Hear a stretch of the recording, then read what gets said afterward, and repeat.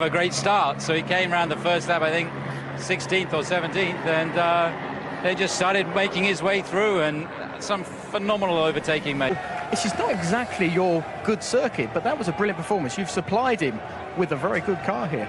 We had a good race car today, and I think that our strategy of running the harder tyre first and then the super soft, that really worked well for us. We managed to bring the car alive on both of those tyres, and to finish 3 or 4 seconds behind Sebastian, having been pretty much 20 seconds behind him on the first lap. That was been really strong pace today. Chris, you must be a bit gutted because you've basically written this race off as one of your worst opportunities, and then it goes and rains in qualifying. Yeah, but strategically we had to take the penalty here. It's put us on the front foot for Singapore, and the race is coming up.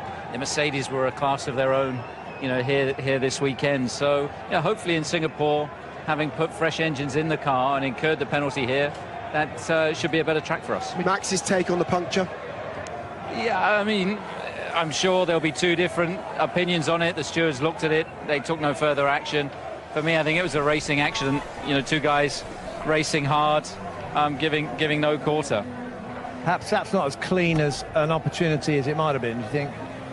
He's on the outside there. Obviously he was unlucky that he got the puncture as a result of that, and that really killed his race, because his pace thereafter was, again, was just as strong as Daniel's. And this is racing, though, because sometimes it doesn't quite go for you. You have these issues like the puncture that Max had, but you can see actually from the way Ricciardo took a couple of risks, got away with it, and got a good result from it. That's the way things are going at the moment. Max started race 13 in P13 in RB13. And that was the outcome. That's not a good so, hey, but he finished. Exactly.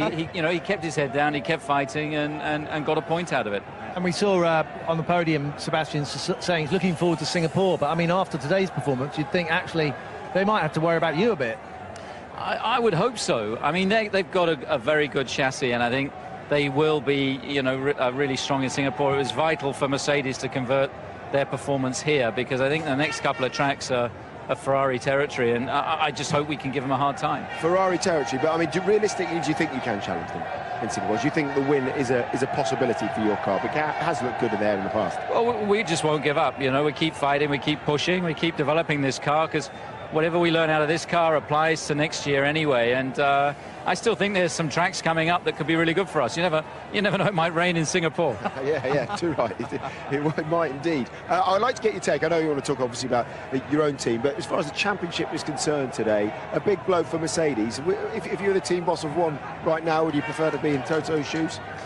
I think he's going to swing but backwards and forwards, and I think, unfortunately, probably penalties incurred between now and the end of the year with the power units are going to be what could be a critical play. But it looks, really tight. Some tracks suit Mercedes. They've got that massive engine.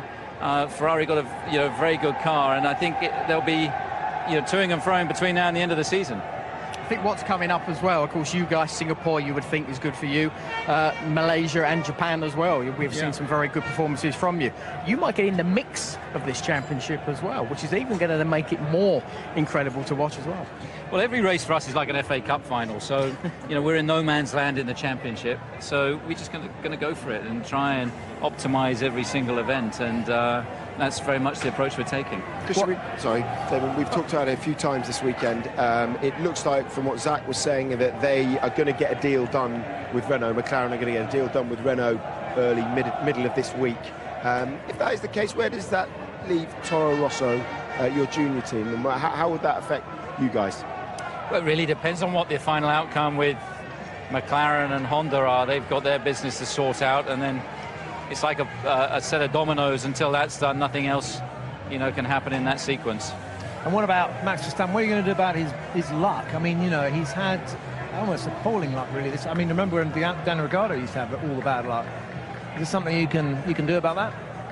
Well, I don't know, unless we take all the ladders away and make sure no black cats run in front of him or anything like that. But I'm not quite sure what we can do to change that. You just, sometimes in sport, any sport, that is the rub of the green, and I think he just needs to keep doing what he's doing, and it will turn for him at some point. I've got absolutely no doubt.